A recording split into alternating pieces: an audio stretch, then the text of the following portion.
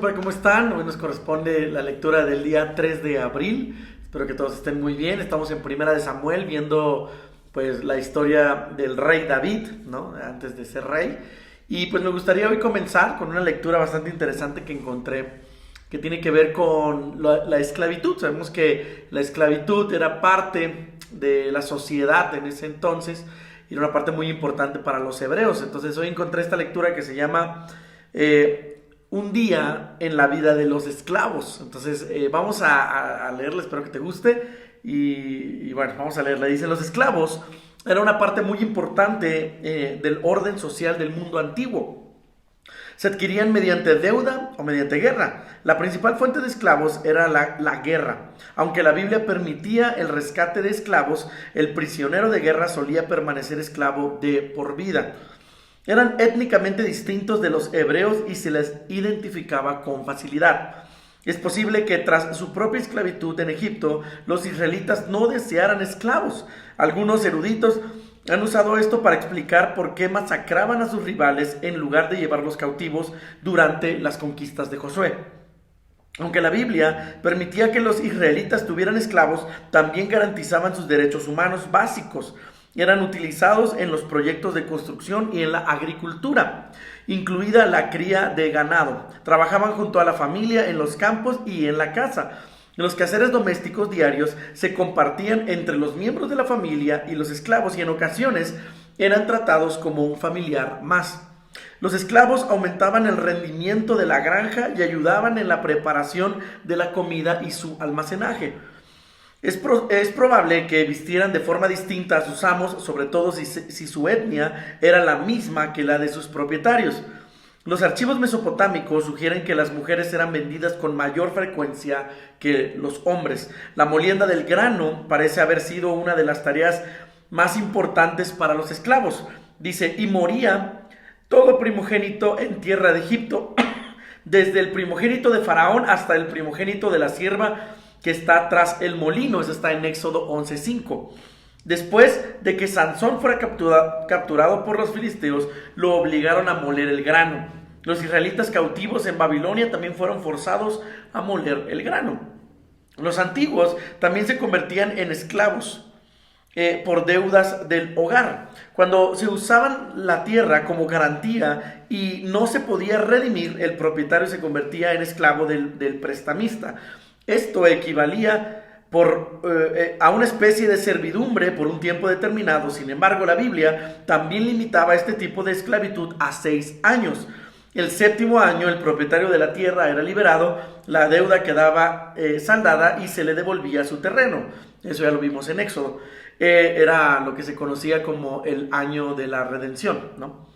El esclavo podía también convertirse en un esclavo permanente por voluntad propia. En ese caso, su amo le horadaba o le perforaba la oreja con una lesna como señal física de una relación vinculante y para siempre, ¿verdad? Entonces, esto es la lectura acerca de la esclavitud, que creo que es bastante interesante. Espero que les haya gustado. Ahora sí vamos a la lectura del día de hoy en el libro de Primera de Samuel. Vamos a leer que dice: la amistad de David y Jonatán, capítulo 18. Dice: Saúl ya no dejó que David volviera a su casa, sino que lo mantuvo cerca de él. De modo que Jonatán se hizo muy amigo de David. Tanto lo quería Jonatán que desde ese mismo día le juró que serían amigos para siempre. Después, pues lo amaba como a sí mismo. En prueba de su amistad, Jonatán le dio a David su ropa de príncipe junto con su arco y su espada, con todo y su cinturón. Siempre que Saúl enviaba a David a luchar contra los filisteos, David salía victorioso. Por eso Saúl lo puso como jefe de sus soldados. Esto le gustó mucho a todo el pueblo y también a los otros jefes del ejército de Saúl. Saúl tiene envidia de David, versículo 6. Sin embargo, desde el día en que David mató a Goliat, Saúl comenzó a tener mucha envidia de David. Y es que cuando el ejército regresó de la batalla, las mujeres salieron a recibir al rey y en sus danzas y cantos decían: Saúl mató a 1000 soldados, pero David mató a 10,000. Al oír tales cantos, Saúl se enojó mucho y pensó: a David le dan 10 veces más importancia que a mí. Ahora solo falta que me quite el trono. Al día siguiente, mientras David tocaba el arpa, Dios envió a un espíritu malo para que atormentara matara a Saúl. Entonces Saúl se puso como loco dentro del palacio y como tenía una lanza en la mano, se la arrojó a David con la intención de dejarlo clavado en la pared. Pero David logró quitarse a tiempo 2 veces. Saúl le tenía miedo a David, pues se daba cuenta de que Dios lo cuidaba y le ayudaba a ganar las batallas, mientras que a él lo había abandonado.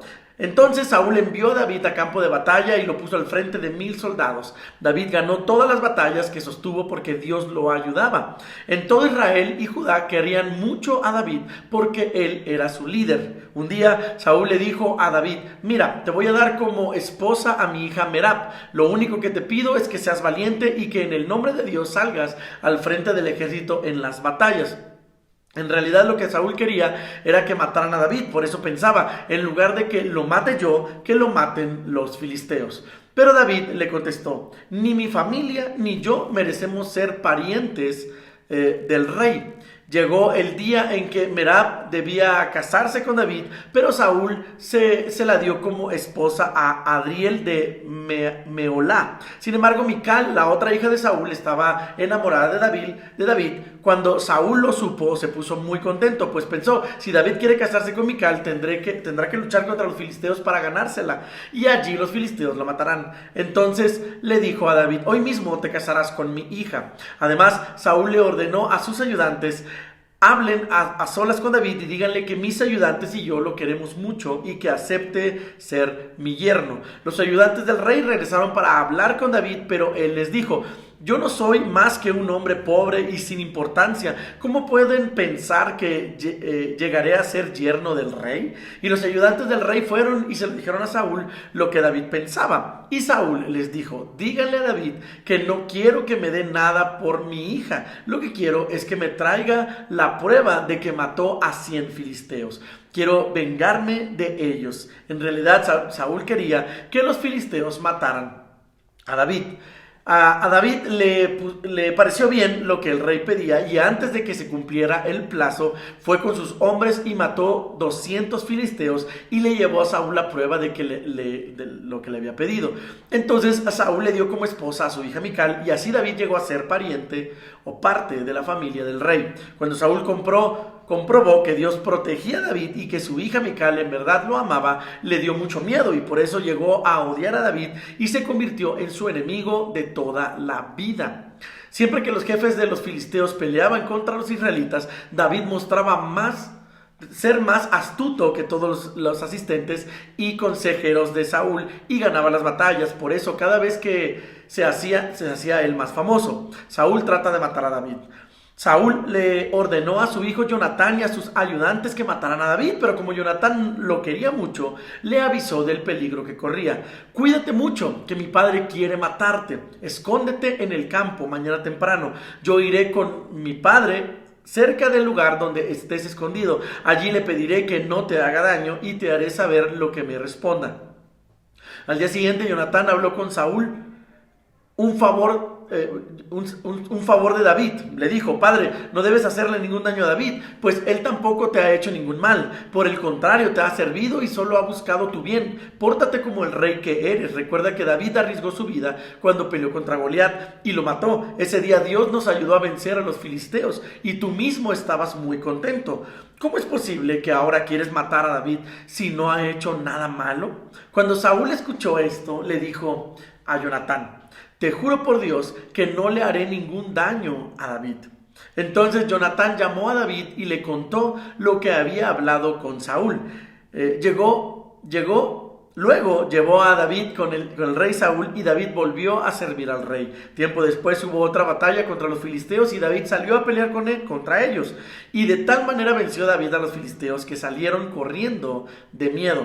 Un día Saúl estaba sentado en su casa escuchando a David tocar el arpa. De pronto un espíritu malo de parte de Dios atacó a Saúl, y como Saúl tenía una lanza en la mano, se la arrojó a David con ganas de clavarlo en la pared. Sin embargo, David logró quitarse a tiempo. Esa misma noche Saúl intentó de nuevo matar a David, pero David se le volvió a escapar. Entonces Saúl ordenó a algunos de sus hombres que rodearan la casa de David y lo mataran por la mañana. Pero Mical, su esposa, le dijo: David, huye ahora mismo, de lo contrario mañana estarás muerto. De inmediato, Mical tomó una estatuilla, le puso pelo de cabra en la cabeza, la cubrió con una capa, luego la colocó donde David dormía y sacó a David por la ventana. Así fue como David pudo escapar. Cuando los hombres de Saúl llegaron para apresar a David, Mical les dijo, David está enfermo.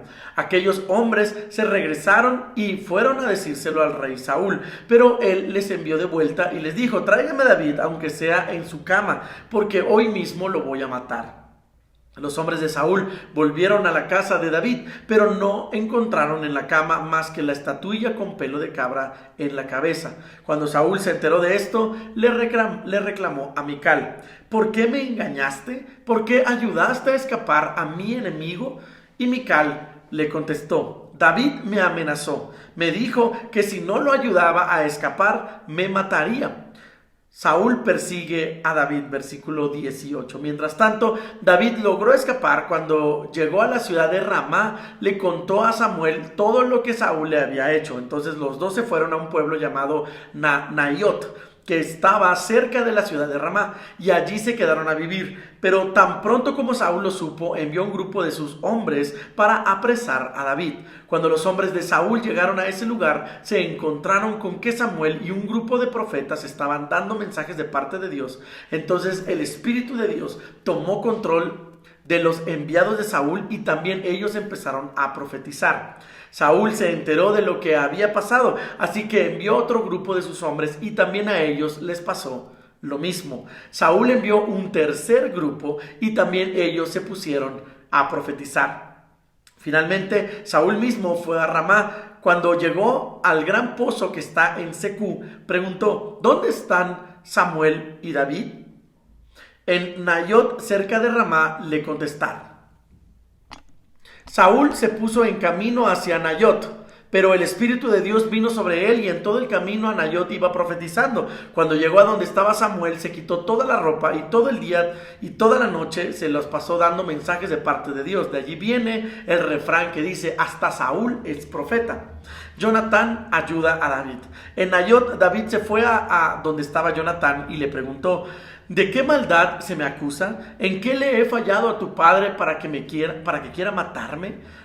Nadie va a matarte, contestó Jonatán. Eso jamás pasará. Mi padre siempre me cuenta todo lo que piensa hacer, tenga o no importancia. ¿Tú crees que no me contaría algo así?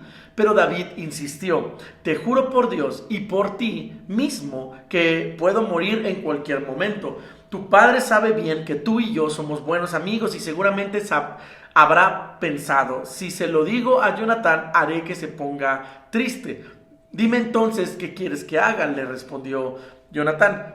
Y David le dijo, mañana se celebra la fiesta de la luna nueva. Se supone que yo debo comer con tu padre, pues es el rey. Te ruego que me dejes esconderme en el campo hasta pasado mañana. Si tu padre pregunta por mí, dile que tú me diste permiso de ir a Belén, que es mi pueblo, a celebrar la fiesta con mi familia. Si no se enoja, podré estar tranquilo, pero si se enoja, puedes estar seguro de que quiere matarme. Tú y yo hemos hecho un pacto de amistad delante de Dios, por eso te ruego que me hagas un favor. Si hice algo malo, mátame tú mismo, prefiero que lo hagas tú y no tu padre. Pero Jonatán le dijo, jamás haría tal cosa yo. Por el contrario, si llego a saber que mi padre quiere matarte, te lo diré de inmediato. David le preguntó, ¿cómo sabré entonces si tu padre quiere matarme? Y Jonatán le dijo, ven conmigo al campo. Una vez allí, Jonatán le dijo a David, te juro por el Dios de Israel que pasado mañana a esta misma hora, aquí mismo le preguntaré a mi padre qué piensa hacer contigo. Si todo está bien, te lo mandaré a decir, pero si quiere matarte y no te lo digo, que Dios me castigue duramente si no te ayudo a escapar. Que Dios te cuide como cuidó a mi padre. Yo sé que Dios no dejará vivo a ninguno de tus enemigos, pero tú júrame que serás bueno conmigo, así como Dios ha sido bueno con nosotros. Júrame que no dejarás que me mate, ni que mate a toda mi familia. Que Dios castigue a todos tus enemigos. De ese modo, Jonatán renovó su pacto con David y su familia. Además, como amaba tanto a David, volvió a hacerle un juramento de amistad. Y le dijo: mañana se celebra la fiesta de la luna nueva. Como no vas a estar presente, van a preguntar por ti. Así que vete al lugar donde te escondiste cuando empezaron estos problemas y espérame pasado mañana cerca de la piedra de Esel. Yo voy a disparar algunas flechas hacia ese lugar, como si estuviera tirando al blanco, y mandaré a un muchacho para que las levante. Si me oyes decirle: tráeme las flechas, están aquí cerca, te juro por Dios que puedes volver tranquilo. Pues eso quiere decir que no corres ningún peligro. Pero si me oyes gritarle: más allá, las flechas están más allá, huye, porque eso es lo que Dios quiere. Dios es testigo de que hemos hecho estas promesas. Entonces David fue a esconderse en el campo. Cuando empezó la fiesta de la luna nueva, el rey se sentó a comer, y junto a la pared, como siempre lo hacía Jonatán, se sentó enfrente del rey, y Abner se sentó a su lado. El lugar de David estaba vacío. Saúl no dijo nada ese día porque pensó: tal vez David no vino porque no había cumplido con los ritos para purificarse. Al día siguiente, que era el segundo día del mes, el lugar de David seguía vacío. Entonces Saúl le preguntó a su hijo Jonatán: ¿por qué David no vino a comer ni ayer ni hoy? Y Jonatán le respondió: David me rogó que le diera permiso de ir a Belén, porque su hermano lo mandó a llamar. David va a presentar la ofrenda anual en Belén junto con su familia. Yo le di permiso, por eso no vino a comer contigo. Saúl se enfureció contra Jonatán y le gritó: hijo de mala madre, ya sabía que estabas del lado de David. ¡Qué vergüenza para ti y para tu madre! Mientras David viva, no podrás llegar a ser rey. Así que manda que me lo traigan, porque está condenado a muerte. Pero Jonatán le respondió: ¿y por qué ha de morir? ¿Qué mal ha hecho? En vez de responderle, Saúl le arrojó su lanza con la intención de matarlo. Jonatán, por su parte, se levantó de la mesa y ya no participó en la comida del segundo día de la fiesta. Estaba furioso y triste porque su padre lo hubiera ofendido a David. Fue así como Jonatán se dio cuenta de que su padre quería matar a David. Al día siguiente, Jonatán salió al campo en compañía de su muchacho y se dirigió al lugar que le había dicho a David. Al llegar a ese lugar, le ordenó al muchacho: ve a recoger las flechas que voy a disparar. Mientras el muchacho corría a buscar una de las flechas, Jonatán disparó otra, la cual cayó más allá de donde estaba el muchacho. Jonatán le gritó: corre, no te detengas, que más allá hay otras flechas. Sin sospechar nada, el muchacho fue y recogió la flecha de Jonatán, pues solo David y él sabían lo que quería decir. Luego Jonatán le dio sus armas al muchacho y le ordenó: llévatelas a la casa. Cuando el muchacho se fue, David salió de su escondite y, de cara al suelo, en señal de respeto, se inclinó 3 veces delante de Jonatán. Luego se abrazaron y lloraron mucho, aunque David lloraba más. Entonces Jonatán le dijo a David: vete en paz.